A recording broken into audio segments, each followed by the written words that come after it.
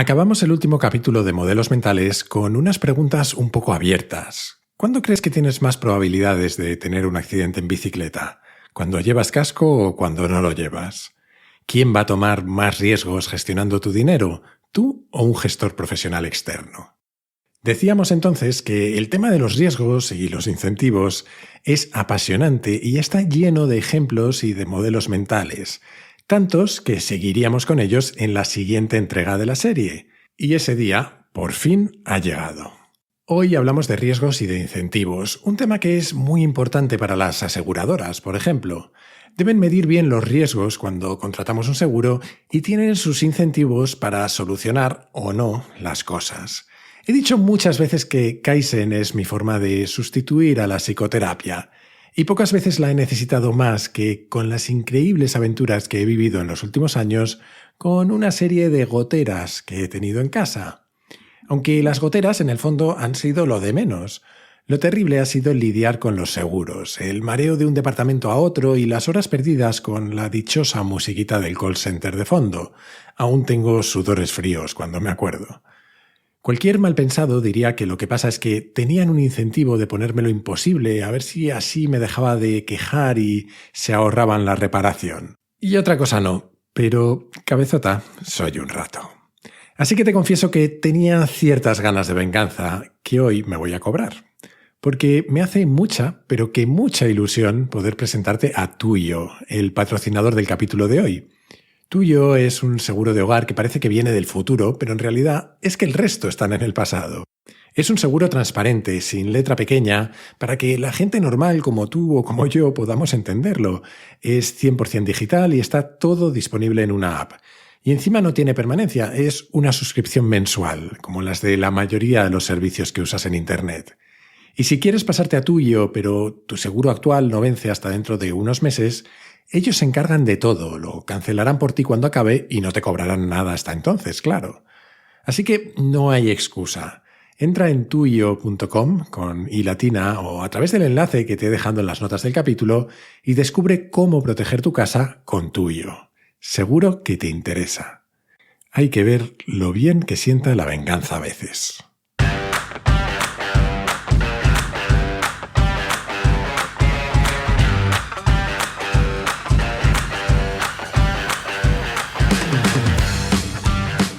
Soy Jaime Rodríguez de Santiago y esto es Kaizen, el podcast para mentes inquietas en el que te acerco a personas, a ideas y a técnicas fascinantes de las que aprender cada día.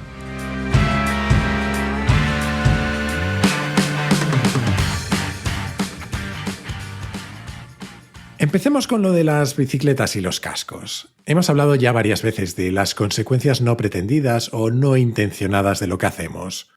Un ejemplo bastante curioso es cómo tendemos a asumir más riesgos cuanto más protegidos nos sentimos, lo cual tendría sentido si el riesgo asumido sirviera para obtener algo.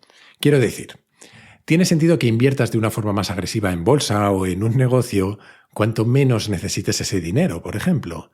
Pero tiene bastante menos sentido que conduzcamos, un coche de alquiler de forma más arriesgada simplemente porque hemos pagado un seguro que lo cubre todo.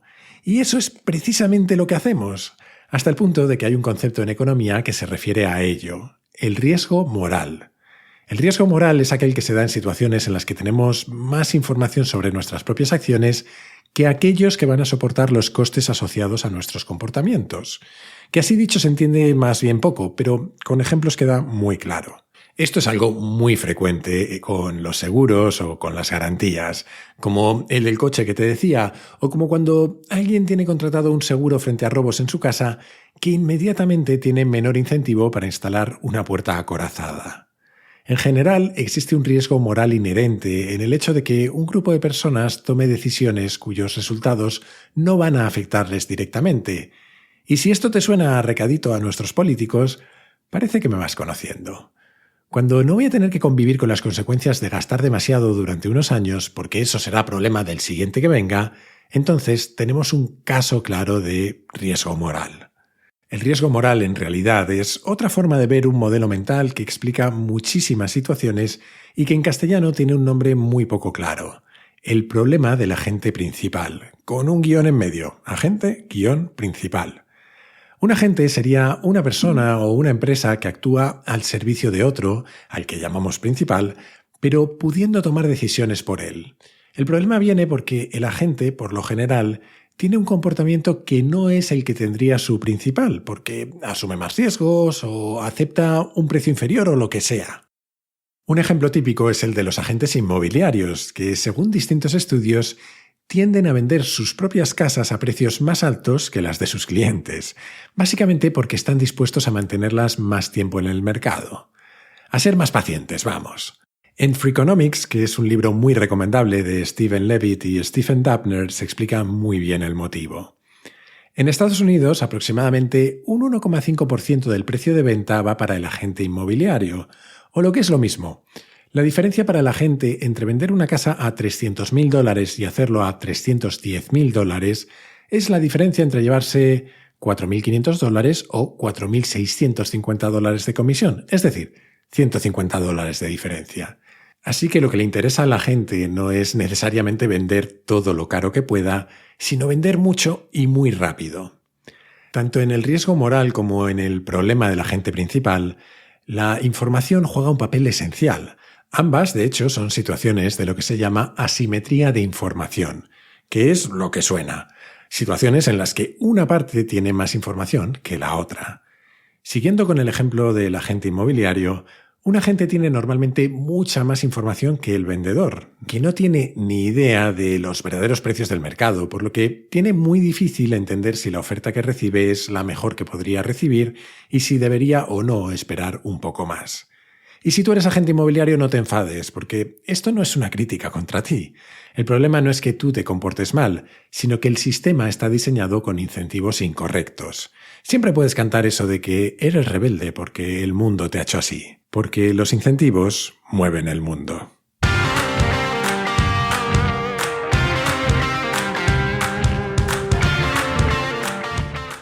Como sabiamente dijo en una ocasión ese filósofo llamado Michael Gerard Tyson, más conocido como Mike Tyson, todo el mundo tiene un plan hasta que le cae la primera hostia. Con perdón.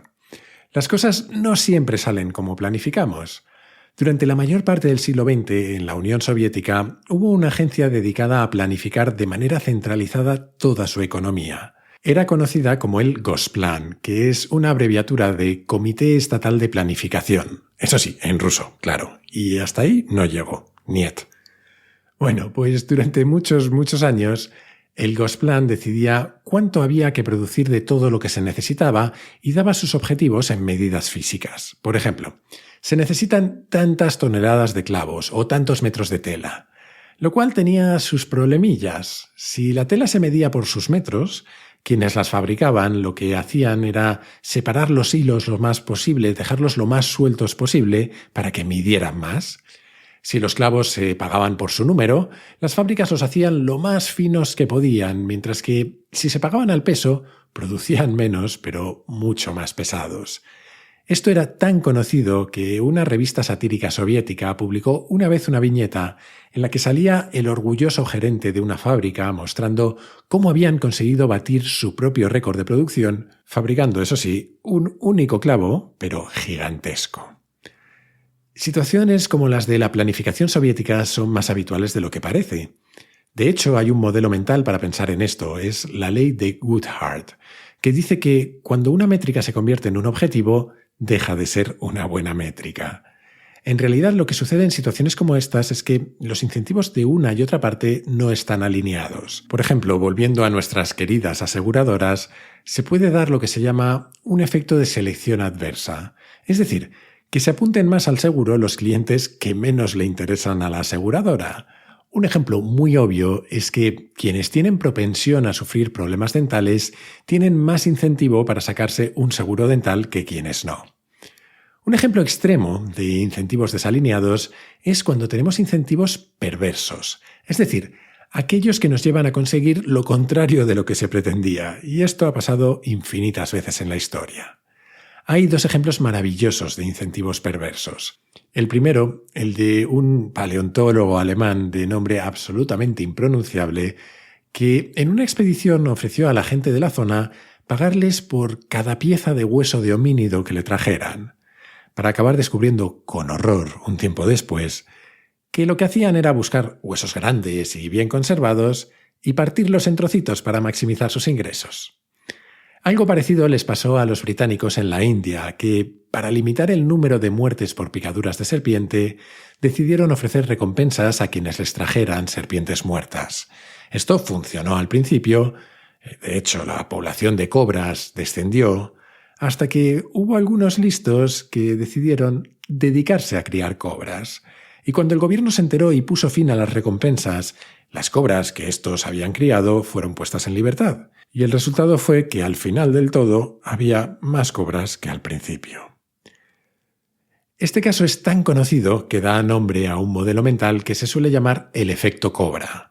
Claro, que al menos en España lo de hacer una cobra es algo un poquito diferente, aunque a decir verdad suele tener que ver con intereses desalineados también. Cuando hablamos de incentivos desalineados, lo habitual es pensar en que dos partes, dos personas, dos grupos o lo que sea, tienen intereses que no terminan de encajar los unos con los otros. Y es cierto, pero en lo que no solemos pensar es en cómo a veces los que se desalinean son nuestros propios intereses entre sí. En la antigua Grecia, el templo de Apolo en Delfi tenía una inscripción en un lateral: Meden Agan, nada en exceso. Nuestros incentivos se desalinean con mucha facilidad cuando pensamos en el corto y el largo plazo. A lo mejor queremos tener una alimentación más sana, pero si nos ponen 3 donuts de chocolate delante, lo mismo se nos olvida por un rato.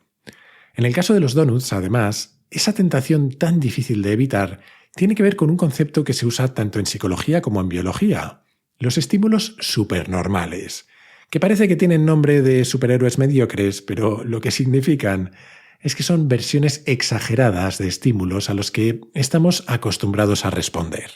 Por ejemplo, ha habido estudios en los que se ha demostrado que hay pájaros que pueden llegar a cuidar más de huevos artificiales que exageran las características de los naturales que de los suyos propios. Pueden llegar a preferir los huevos artificiales que los que ellos mismos han puesto. De la misma manera, los donuts son una versión exagerada de algo para lo que estamos programados: encontrar alimentos que nos den mucha energía. Pensando en otros instintos, lo mismo sucede con la pornografía o los implantes de pechos.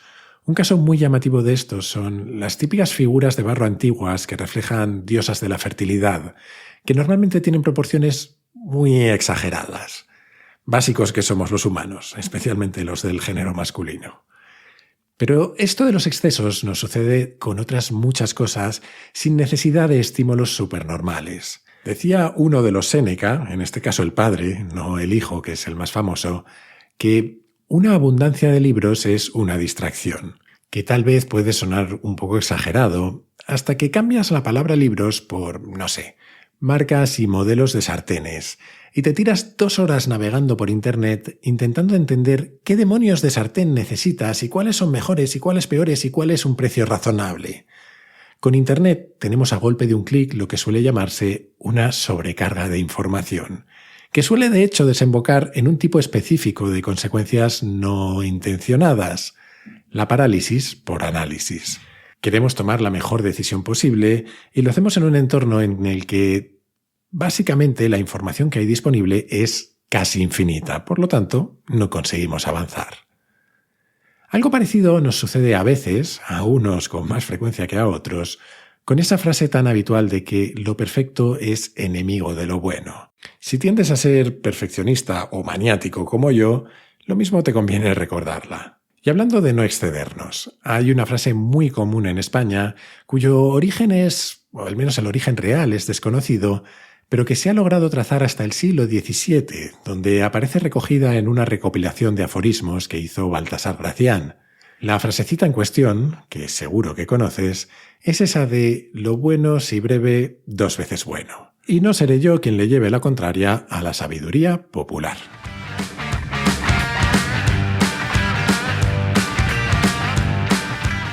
Y hasta aquí el capítulo de hoy. Espero que haya compensado el riesgo de escucharlo y que haya servido de incentivo para que escuches otros sobre modelos mentales en el futuro. Si te ha gustado, te animo, como siempre, a suscribirte y recomendar Kaizen en tu plataforma de podcast preferida, en YouTube, en redes sociales o, como yo creo que es mejor, a tus amigos. Así me ayudas a que Kaizen siga creciendo. Además, si te gusta el podcast, puedes unirte a la comunidad Kaizen, una forma de apoyarlo económicamente, que siempre está muy bien, pero también de acceder a un foro en el que conectar con otros curiosos compulsivos, a contenidos exclusivos y a un feed sin publicidad. Para hacerlo, solo tienes que entrar en mi web, jaimerodriguezdesantiago.com, y hacer clic en el banner rojo. Y desde esa misma web o desde mi Twitter, @jaime_rdes, puedes hacerme llegar tus comentarios, tus sugerencias, todo lo que tú quieras. Siempre contesto, aunque a veces tardo bastante, hasta un mes más o menos, pero siempre contesto. Así que si has escrito y no lo he hecho todavía, no desesperes. En fin, que esto es todo por hoy. Como siempre, muchísimas gracias por estar ahí y hasta la próxima.